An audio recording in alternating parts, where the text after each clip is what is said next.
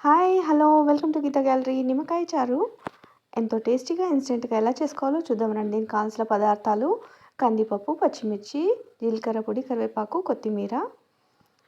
ఒక పాన్‌లో కొద్దిగా ఆయిల్ వేసుకొని ఆవాలు, జీలకర్ర వేసుకోవాలి. కందిపప్పును కుక్కర్‌లో ఒక 2, 3 విజిల్స్‌కి బాగా స్మూత్‌గా ఉడికించి పెట్టుకోవాలి.